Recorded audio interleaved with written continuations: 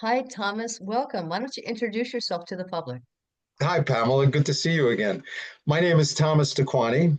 I'm living in Gardner, Montana at the Royal Teton Ranch. I've been here for 2 years, and Pamela's asked me to speak about my spiritual journey. Last time, you may or may not have seen, I spoke about the most recent event. Well, actually, now isn't the most recent, but it happened a couple of years ago where I had a dream, and Saint Germain, it turns out, was in the dream. Um, Today, I'd like to go all the way back to so-called to the beginning of this lifetime. I was 5 years old because I've been on a spiritual journey my whole life. The question Pamela asked me is, when did you discover the teachings? And that was the formal teaching, Saint Germain, the Ascended Masters. But I've been a devotee of God and of Jesus Christ since I was a young child. I remember distinctly, I can close my eyes and still picture being in the classroom, St. John the Baptist Grammar School, first grade, being taught. I don't remember whether it was Mrs. Brenner or Sister Mary. I think it might have been Sister Mary, being taught there is a God. God is infinite. God's everywhere. God's all loving. God's all knowing. And He made us. And He made us in His image and likeness. I remember that phrase. It was right out of the Baltimore Catechism, His image and likeness. And even at that age, I thought to myself, He made us in His image and likeness. If He's infinite and He's all knowing and He's all loving, then I must be that way because He made us in His image and likeness. So it made immediate sense to me. Like I just was being told something that I already knew. It was obvious. And then the purpose of life is to know and love God. And if we and serve, to know, love, and serve God. And if we know, love, and serve God, when we die, our souls, because that's the part that's really us, said you have a soul, and that is who you really are. That is the you, the God, that's the image and likeness of God in you. When you're born, that soul comes into your body. And when you die, so called, the soul leaves your body. And if you've done a good job knowing, loving, and serving God, then your soul goes to heaven to be with God and the angels and saints forever. And that too made complete sense to me. It just was like, yes, I get it. And I was inspired by that. I mean, that's what it was like. My life had a purpose from an early age, right? To know, love, and serve God. That's the purpose. Well, it got really interesting not long after that. I was 7 years old, so this is maybe 2 years later, and I overhear my mother speaking on the telephone. In those days, it was one telephone in your apartment. It was in the kitchen, and she was sitting in the kitchen. She must have been thinking I was sleeping because she was telling somebody that she had had a child that was born 4 months prematurely, lived for 4 hours, was baptized, and died. And so now I know I had a brother that I didn't know about. She never spoke about him before this or after this. And then the friend must have asked her, well, what did you name him? Because when you're baptized in the Catholic religion, you have to give the child a name. She said, Thomas Anthony DeQuani Jr. And I'm listening to this. I'm already dealing with, I had a brother who I don't know who died. But now she's telling this friend that she gave him the name, which is my name. That's my name, Thomas Anthony DeQuani Jr. So I'm like thinking, what is happening here? How could Thomas Anthony DeQuani Jr. be dead and Thomas Anthony DeQuani Jr. be alive? I couldn't figure it out. I'm very logical, very systematic, very scientific. I had to have an answer. I confronted my mother. She tried to deny it. I said, Mom, I heard you. I heard you. I was like interrogating her. She always said I should be a lawyer. I said, Mom, I overheard you. I heard the whole story. You can't tell me you didn't. So she said, okay, that happened. She told me. So I struggle. I don't know if any of you are old enough to remember and I lived in the Northeast United States, there was a toothpaste called Ipana toothpaste. You can look this up on YouTube. Bucky Ipana was the cartoon character that did all of the television commercials. And he had these two big, kind of like me, had two big sparkling teeth in the middle. And it was like the Orbitz commercials, but 40 years before, sparkling. I pictured that my soul, well, no, I pictured his soul, Thomas Anthony DeQuani Jr., the first. When he died, his soul left his body and floated up like one of those shining white sparkling teeth. I could still see this, the whole thing. And with all of the other souls, not just his, but all the other souls, they were like sparkling teeth, but balloons that were floating up to the sky. And these were all the ones that were eligible to go to heaven. And I say eligible because almost all of them went into heaven to be with God and the angels and saints forever, just like I had learned, except him and a few others. And he said, when he got there, he said, I want to go back. That's all he had to say. I want to go back. And they said, okay. And he got online, like recess after you're out on the playground and you got to get online to go into school. Got online with the other souls, these few souls that were waiting to go back. And when it was his turn, he dropped down, like kind of parachuted. Now it's a sparkling, shiny tooth with a little parachute floating down. And when it got down here, it came into my body a year and a half later. And so it was me. And I never told anybody this story. It was like problem solved. I figured out an answer. I didn't realize at that time that I was thinking about something that other people had thought about. It was just my problem solved.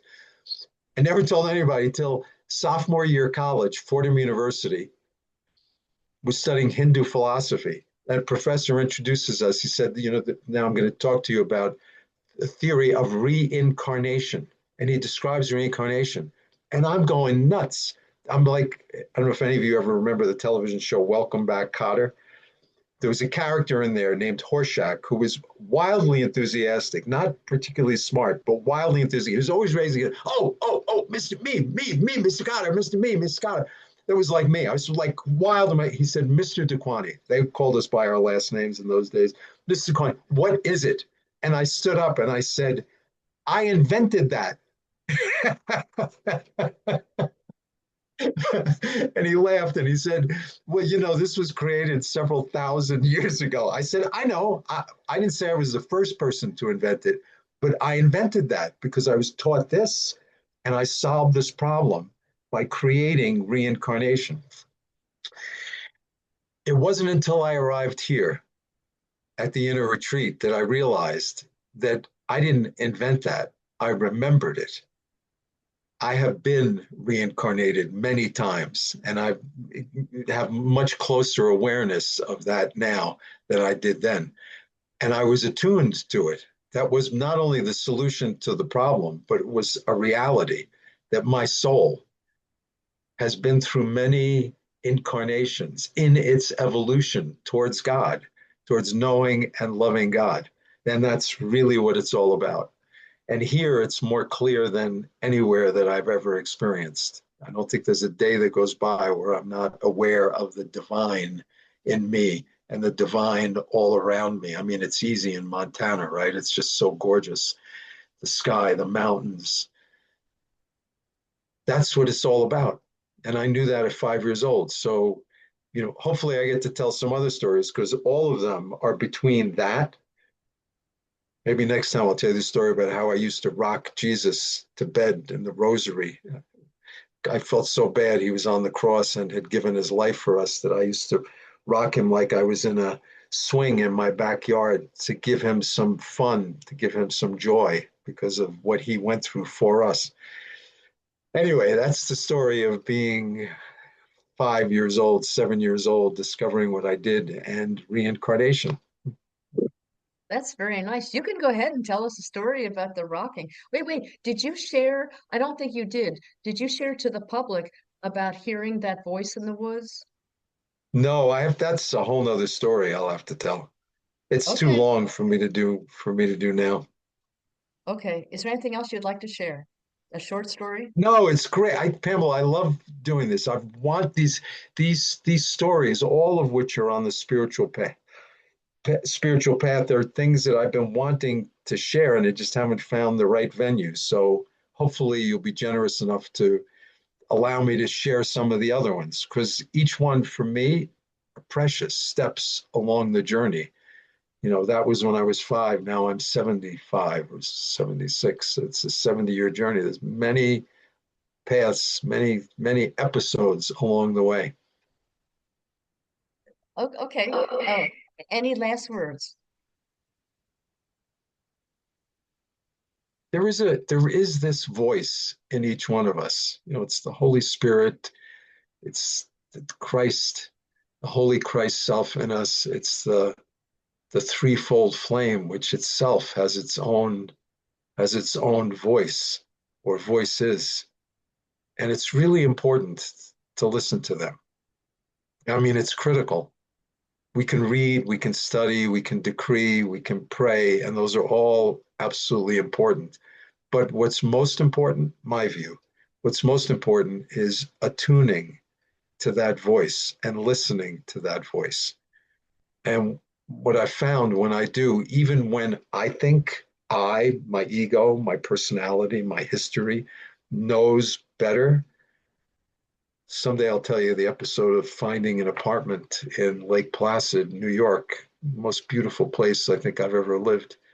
And it was not where I wanted to go. I'll tell you that story sometime.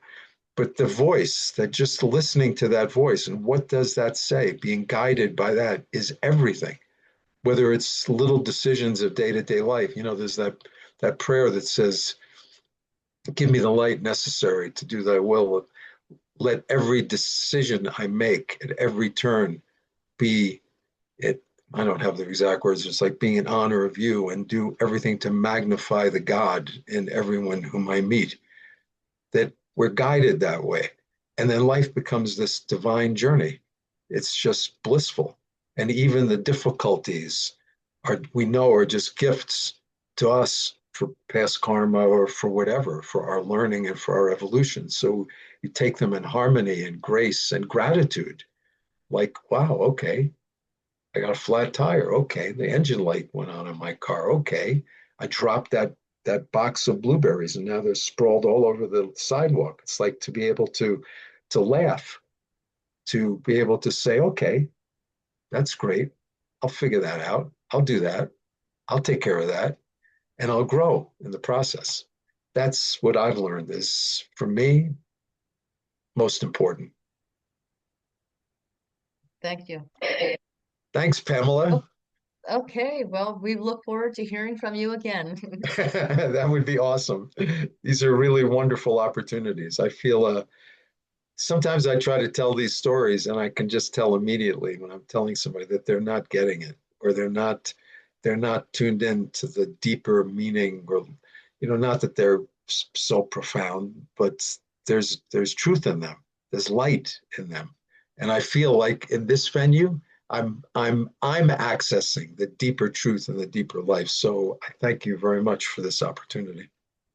You're welcome. God bless you. And you.